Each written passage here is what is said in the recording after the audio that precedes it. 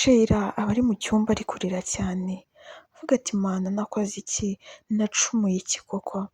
Turebye ku ruhande rwa Sheila haba hari telefone iri gusona cyane ariko Sheila yanze kuyitaba. Turebye neza izina ry'uwo muntu uba umuhamagaye aba yitwa Lorraine.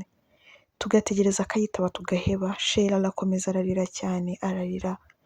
Muri ako kanya tubona mu gipangu cyiza cyiza pe, hinjiyemo imodoka. Tubona hasohotsemo umukobwa mwiza cyane uteye neza pe. Arasohoka aza yihuta ubona atarwiyambitse. Araza ahura n'umukobwa uri aho ngaho, aramubaza ati Sheila ari hehe? Arambwira ati Sheila kuva mu gitondo ntarava mu cyumba. What? Sheila ntarava mu cyumba? Ubwo Lorraine yarihuse aragenda ajya kumureba mu cyumba ngo arebe icyo Sheila yabaye. Arakomanga birangira Sheila aze kumufungurira. Lorraine aramuhobera cyane aramubwira ati Sheila ufite ikihe kibazo? Sheila arangije aramureba ararira cyane. Lorraine amufata ku itama ati Sheila ihangane pe, banza utuze ubone umbwire. Sheila aramuhobera ararira cyane ararira. Ubwo ngubwo Sheila arangije aratuza aramureba aramubwira ati se Lorraine ubona ndi umwana mubi? Lorraine aramubwira ati no, uri umwana mubi gute? Nose Lorraine ubona ntakwiriye urukundo? Ese hari ikintu mba ntatanga mu rukundo? Lorraine aramureba aramubwira ati se Sheila byagenze gute? Aramubwira ati uri umukobwa mwiza, uri umukobwa ugira umutima ntawe utakwifuza, umuntu wese uba ugufite ni umunyamahirwe, umuntu utazi kukureba neza cyangwa utazi kugufata neza ntago akuzi, ni nko kwiteshwa zahabu ikuri mu ntoki. Mukaba mugiye kubana nanjye Sangwa TV show, tukaba tugiye kuvuga ku nkuru y'urukundo. Do subscribe, share and comment. Ubwo ngubwo Sheila tubona akomeje kurira ari kubwira Lorraine. Aramubwira ati iki niyo kitari icyawe ugivinga up, okay? Yes, ugomba kugivinga up ugatuza. Ntabwo nkubwiye ngo ugende umubwire nabi nk'uko yakubwiye, sinkubwiye ngo ugende umwihenure nk'uko yakwihenuyeho, weho fokasinga ku kazi kawe sibyo, ibindi bizaza nyuma. Ubwo Sheila yarabyumvishe ahobera Lorraine cyane aramubwira ati urakoze. Tubona ahantu muri kampani nziza cyane, aba ari kampani y'amamodoka. Sheila aba akora kuri reception yakira abantu bose.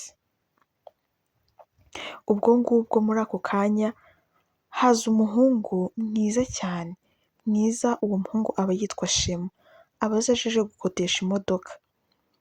Araza akavugana na Sheila kuko niwe uri kuri reception, akambwira ndashaka imodoka ngiye kumara iminsi inaha, ndashaka imodoka yo kuba nkoresha. Akambwira ati okay nta kibazo, katugushakira ibyangombwa byose uba uyifite nta kibazo, ubwo ngubwo urishyura. Ubwo Shema arangije aramureba aramubwira ati bosi wanyu ari hehe? Aramubwira ati bosi wacu ntawe uhari ariko twagufasha nta kibazo. Ubwo Sheila yaragiye amushakira ibyangombwa byose amuha imodoka. Gusa imodoka Sheila yamuhaye ntabwo yari yabanje kuyicekinga ngo arebe, hari imodoka bari bafite zifite ibibazo. Ubwo Sheila yarayimuhaye, umuhungu aragenda nyine ajya mu bye n'iki. Igihe kigeze cyo kugira ngo agarure imodoka asubire aho aba, yagaruye imodoka ariko ayigarura yari yamugiranye ikibazo, yamupfiriyeho. Agarutse araza avuga nabi cyane, abwira nabi Sheila aramubwira ati kubera iki mu kampani yanyu mutanga amamodoka atari meza? Kuki mutanga amamodoka ashobora kugiraho umuntu ikibazo? Sheila aramusobanurira aramubwira ati njyewe nshinzwe kuzitanga gusa ntabwo nshinzwe kuzikorera controle, wenda ni ikibazo cyabayeho ariko mutwihanganire ubutaha ntabwo bizabaho. Shema yanga kubyumva arababara cyane aramubwira ati ntabwo mbyumva, iyi kampani yanyu ni ibiki? Muri ako kanya bosi we yari yakoze, yanyuzeho abona Shema ngo Shema bite se? Ngo wow. Aramubwira ati Peter bite? Ati ni byiza cyane, ko wabuze mwana, wagiye he? Ubwo Shema aramubwira ati njyewe nabonye akazi hanze, ntabwo ngikunze kuba mu Rwanda cyane, nzamo gakeya nje gusura family no kuruhuka nkongera nkasubira mu kazi. Ati ni sawa kabisa. Arangije Shema aramubaza nose wowe usigaye ukorera he? I'm the owner of this business. Wow, ni ukuri ufite business nziza, gusa ariko imodoka yawe yari ifite ikibazo, bampaye imodoka itari nziza ngiriraho ikibazo, gusa wenda nuko iminsi yanjye yo kugenda yari igeze, ariko mujye mubanza muyikorere controle. Ubwo Shema yasubiye kuri reception, arangije areba Sheila arambwira ati okay nta kibazo byarangiye, nsanze boss wanyu tuziranye twariganye, ati okay murakoze. Ubwo yahise afata urugendo aragenda, yakoreraga hanze niho yiberaga. Ubwo Sheila nawe akomeza mu kazi ke nk'ibisanzwe. Haciyeho nk'imyaka 2 Shema yongeye kugaruka mu Rwanda, still yaje kugira ute, yaje gukodesha imodoka kuri ya kampani kuko hari ku mushuti we, nta mpamvu yo kutamuteza imbere. Ubwo ngubwo yaraje aramureba, aje asanga Sheila arahari, aramusuhuza. Mu kumusuhuza arangije aramwitegereza cyane. Sheila biramutangaza cyane cause Sheila yari umwana ariko Shema ari mukuru, yari mukuru mukunda amuruta like amurusha nk'imyaka 10-15. Ubwo ngubwo nyine arinjiramo, arangije Sheila nyine ubwo uri kumva bararebanye, Sheila yari ifite ibintu byinshi, yahise aca ajya mu bindi kuri reception, hari undi mukobwa gusa yari ataramenya izina rya Sheila. Ubwo ngubwo yageze kuri reception avuga ati wa mukobwa yagiye hehe, ambwira ati uyu mukobwa ko ahantu hakorera abakobwa benshi, umukobwa muto muto unanutse usa nkaho ari mugufi mukuntu, ngo ko nawe ahari, ngo ni hano tugira benshi, ngo okay ngo twariganye, ngo nari nje kumurangura namusuhuze, ngo okay ngo ubwo nta kibazo nagaruka uramubona. Ubwo ngubwo boss wabo yahise aza ahita ambwira ati Shema umeze neza, ati meze bon, long time ko ugenda ugahera ntuze ngo dusure bite. Ubwo Sheila yagarutse kuri reception, baramubwira ati hariya hari umuntu wagushakaga ngo mwariganye. Sheila biramutangaza cyane koze uwo mutipe yaramurutaga cyane, ikibazo uburyo yaba yariganye nawe biramucanga. Gusa nyine Sheila aramureba yanga kugira ikintu abivugaho, aratuza aravuga ati twariganye, nyine arabyikiriza mu buryo bwo kugira ngo atamusebya. Ubwo ngubwo boss yari ari kumwe nande na Shema, Peter na Shema bari kumwe bari kuganira, ari kugenda amubwira ubwo yari aje kumara igihe mu Rwanda ashaka imodoka izajya imufasha muri transport, ari kugenda amuvinga ahantu hagiye hatandukanye. Ubwo bari kuganira agenda amutera story, amubwira uburyo ki aho ngaho harimo umukobwa biganye, akavuga ati hano sinjye nkoresha umukobwa twiganye man, akavuga ati just blague man, buriya abakobwa bazi ko niganye n'uriya mukobwa. Ubwo ngubwo Sheila nawe yari ari kumanuka amanukanye amadokima mu ntoki agiye kuyashyira boss kuri office ye, kuko kugira ngo uve ahantu kuri reception ujya ahantu boss yabaga ari, habaga harimo akantu k'akagendo gatoya, nta hantu babaga bafite bahuriye. Ubwo ngubwo Sheila yaraje akubitana amaso na Shema, nyine ukabona harimo akantu. Ubwo ngubwo Sheila yaraje arabasuhuza, aramubwira ati tumeze neza, ati meze neza, long time. Sheila aramubaza ntabwo ukunze kuba mu Rwanda? Shema aramusubiza ati no, ntabwo ariho nkunze kuba, nzi agake gashoboka, so akenshi iyo nje nza gufata imodoka nkakomeza ubuzima bwanjye busanzwe. Ati okay. Areba boss amubwira ati boss nari nkuzaniye amadokima nari ngiye kugenda, ati genda uyashyire muri bureau yanjye nta kibazo. Ubwo ngubwo Shema yaramwitegereje, umva asubiza amaso inyuma, arakomeza aramureba, ari kugendana na Peter aramuseka cyane, aramubwira ati come on, uri kureba uriya mwana, she is still young, wamukoresha iki? Ni umwana bro, ni umwana. Aramubwira ati no, njye ndumva namwishimiye pe. Aramubwira ati okay, gerageza amahirwe yawe nyine, gusa ni umwana mwiza cyane. Ati okay nta kibazo. Ubwo ngubwo byageze nimugoroba, Sheila yari afite umushuti uza kumutahana mu rugo, yari afite imodoka en fait, yazaga kumutahana bakagenda. Ubwo ngubwo Shema bari bamuhaye imodoka, yari ari muri parikingi ategereje yuko abona ko Sheila wenda aza kunyuraho agataha, aramubura. Noneho ubwo ngubwo mu gihe kwa kundi aba ari gusohoka muri parikingi ngo asohoke yigendere, abona Sheila agiye kwinjira mu yindi modoka. Avuga ati wati? Asohoka mu modoka yihuta, agenda aramubwira ati Sheila bite? Ati ni byiza. Wawu ko utaragenda se kandi wahoze hano kare? Shema ati no, nta kibazo nari ndi kuganira na bosi wanyu. Okay. Sheila arangije aramubwira ati umugoroba mwiza rero, bari baje kumfata ndatashye. Ati no, nta kibazo. Ubwo Shema yarabirebye, uwo muntu wari uje kumutwara yari umutipe. Urabona umutipe aje kugutwara yahise agira isoni.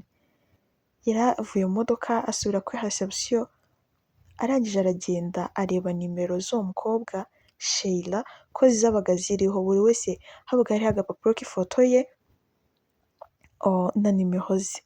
Ubwo ngubwo yahise afata nimero ze aragenda arataha.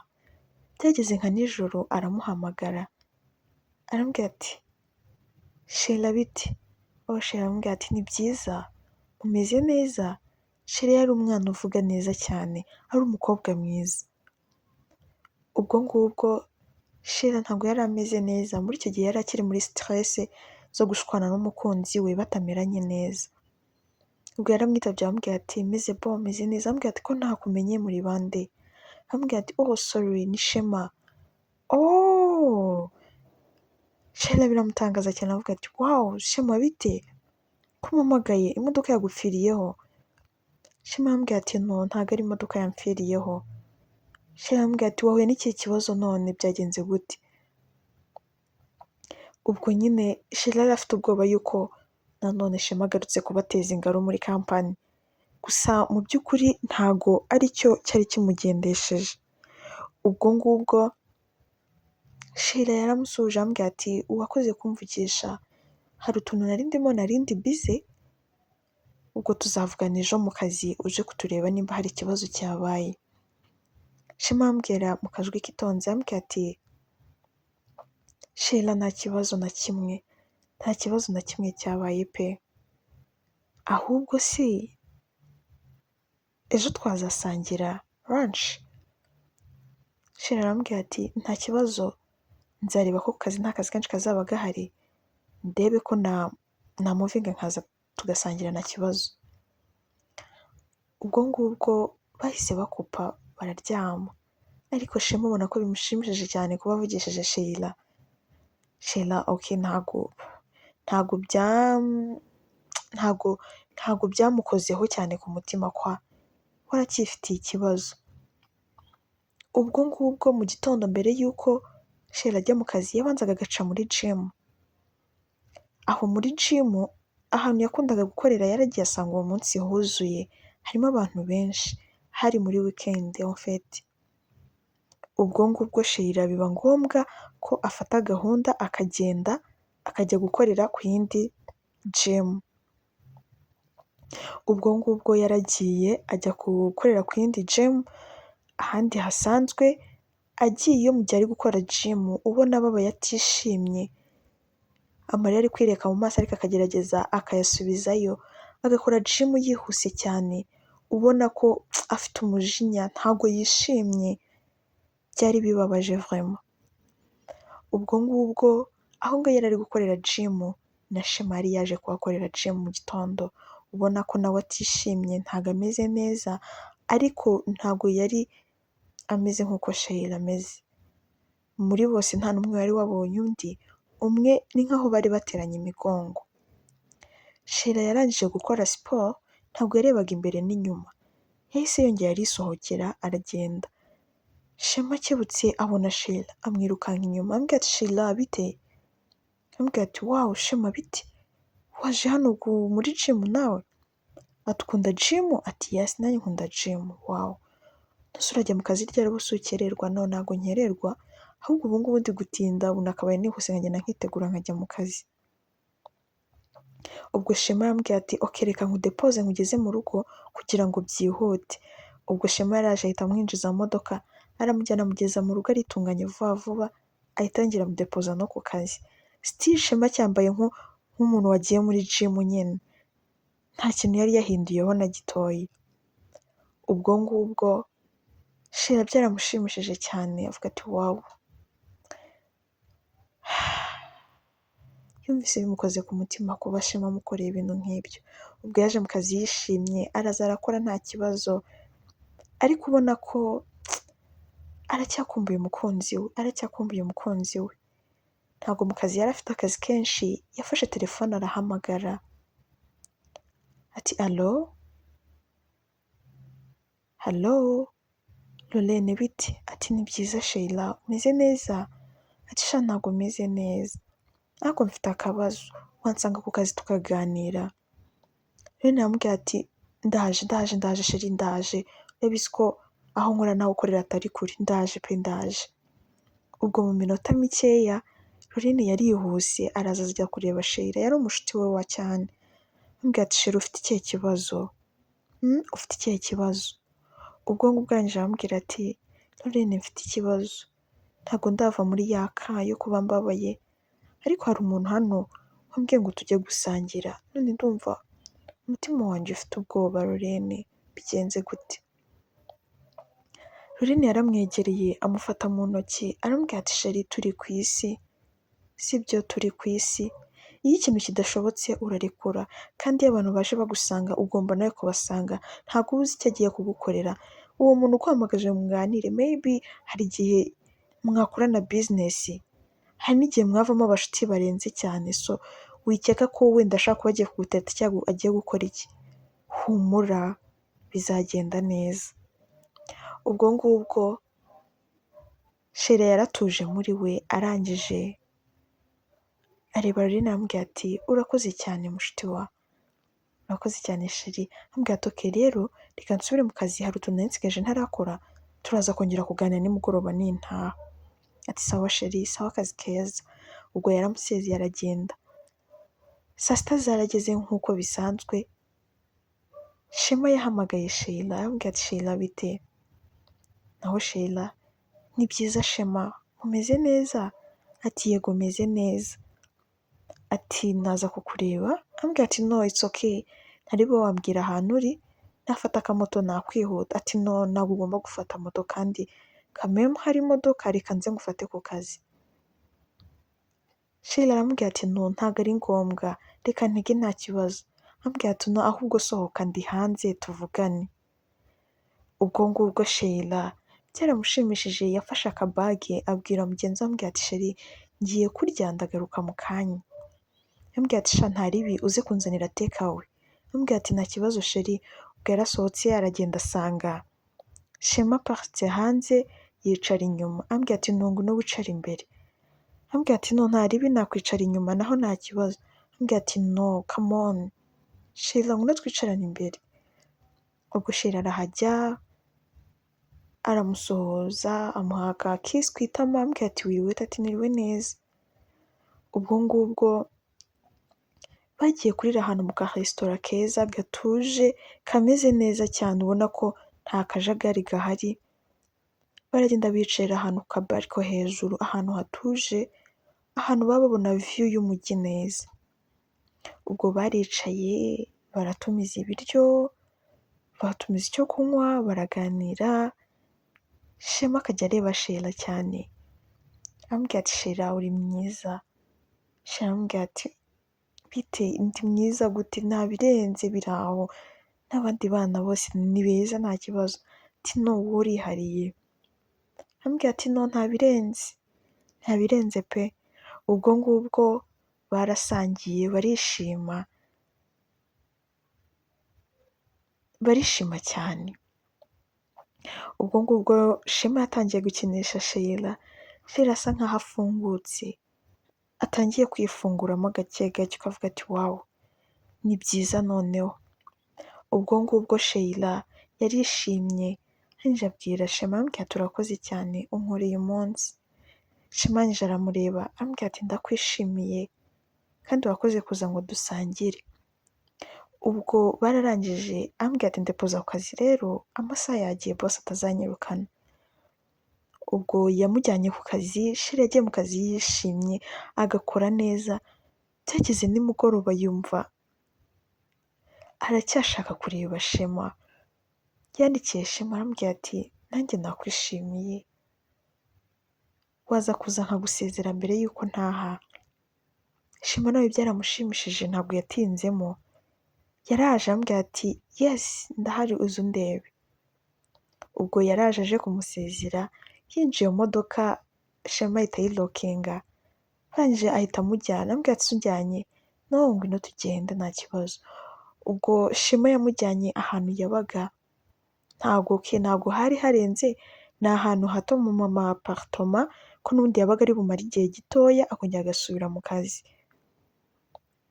Ubwo yaramuganirije biba byiza cyane, amubwira buri kimwe cyose, barahoberanye sheri ukajya ubona ari kuruhuka ameze neza. Shema arangije aramureba aramubwira ati narakwishimiye kandi naragukunze, ntabwo nzi ko weho ubifata ariko igihe cyose uzansubiriza nta kibazo, gusa njye narakwikundiye kandi cyane.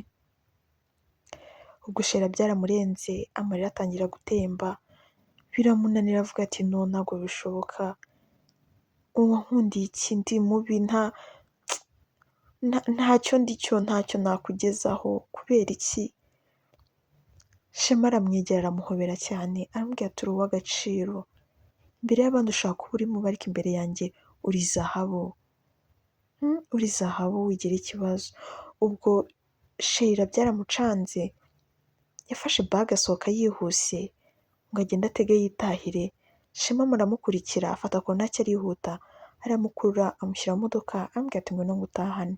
Yabonaga ko yataye umutwe, yaramutahanye amugeza mu rugo. Sheri yaribanaga, yamugejeje mu rugo aramuryamisha, Shema arangije amusoma ku itama, arakinga neza arigendera. Ubwo ngubwo Shema yaratashye, ubwo bwarakeye barongera baravugana, Sheri nawe yari yafungutse aramubwira ati nanjye numvaga nkwishimiye. Ubwo nyine bahita bahana gahunda barishimana, baravuga ati tuzongera tubonane. Ubwo ngubwo Shema yari asigaje amezi 6 kuba ari muri icyo gihugu bari kumwe mu Rwanda, ngo yongere asubire mu kazi hanze. Ubwo ngubwo baragiye baraganira barishimana, buri wese abwira umwe buri mugenzi we, buri wese yibwira undi, baragenda baramenyana. Ubwo ngubwo Shema yahise asaba Sheila ati Sheila wambabariye tukajyana gutembera tukamarana nk'iminsi 2. Arambwira ati ntabwo nata akazi niko kantonze. Arambwira ati no don't worry, uriya ni mushuti wanjye reka muhamagare ndamubwira araguha agahushya. Ubwo yaramuhamagaye arambwira ati Peter please nkeneye agahushya ka Sheila at least 1 week please, wabinkorera? Peter akibyumva ahita amubwira ati wabigezeho se man? Ati cyane. Ati courage kabisa, nta kibazo mujyane, ushaka umujyana ukwezi, hano mfite abakozi ntari bizi, nagaruka azagaruka aze mu kazi. I thank you brother. Ubwo ngubwo Sheri yaravuze ati what? Ni ubwa mbere boss atanze agahushya yishimye uko nguko. Ubwo ngubwo nyine bahise bajya mu kavakansi, baragenda barishimana, barasohoka, ibintu biba byiza. Ubwo bose bari bakuze. Ubwo Shema yahise asaba Sheri aramubwira ati tuzakora ubukwe twibanire. Aramubwira ati nta kibazo, ibintu byabaye byihuse, ntabwo bagiranye igihe kinini cyane. Ubwo ngubwo adaciyeho nk'amezi 3, Shema yateguye aga proposal kari simple ariko keza cyane, batungura Sheila. Sheila yarishimye biramurenga, na Lene biramurenga, aravuga ati wow, uyu nguyu niwe wari uwawe, ntashaka kukubabaza, kuva mwabonana wari wababara ati nta n'umunsi n'umwe. Aravuga ati wow. Ubwo yaramupropoje asubira mu kazi, amara hafi 1 year abona kuritaninga back. Ubwo nyine bahita bategura mariage, barabana, barishimana, barabyara umwana, bameze neza, umugabo akajya ajya mu kazi, umugore agasigara. Byari byiza cyane, bishimishije pe, bishimishije cyane. Ubwo ngubwo baje kubyarana umwana bamwise Kayla, yari umwana mwiza cyane. ubwo ngubwo barishimye, umuryango wabo ukomeza kwaguka, abantu baza kubahemba, byari ibyishimo bidasanzwe. Sheila yagiye gushima Imana, Mana warakoze kumpa umugabo mwiza. Ubwo Sheila yakomeje kubaho muri ubwo buzima yishimye, n'umugabo we yishimye cyane. Umugabo we yajyaga gukora akamara hafi imyaka 2 ataragaruka, ariko Sheila yari umukobwa witonda kandi wiyubaha, yabashaga gutegereza nta kibazo na kimwe. Ubwo ubuzima bwabo bukomeza kugenda neza. Ubwo ngubwo umugabo yaje gushakira ibyangombwa Sheila byose, arangije aramujyana bajya kwibera hanze, bagiye kuba mu gihugu cyiza giteye ubwuzu, aho Sheila yishimanye n'umugabo we, n'umugabo we amwishimiye. Byari byiza cyane, byari byiza pe. Ubwo Sheila yaje gukora surprise umugabo we, aramubwira ati warakoze kungira umugore wawe, warakoze kumpa izina, warakoze kumpa umwana, umpaye umwana mwiza, Kayla wacu. Byari ibyishimo. Shema yaramurebye amusoma ku gahanga, aramubwira ati nawe warakoze sheri, nawe wampinduriye ubuzima kandi wampinduriye n'izina, ukuri uw'agaciro kandi warakoze kunyemera, nubwo tutagiranye ibihe binini byo kwishimana cyangwa ibihe byinshi byo kumenyana, ariko uri umukobwa mwiza, uri umumama mwiza, ndagukunda cyane kandi ngukunda buri gihe kandi nzahora ngukunda. Ubwo ngubwo Sheila yaragiye aramuhobera, aramubwira ati Imana izaguhera umugisha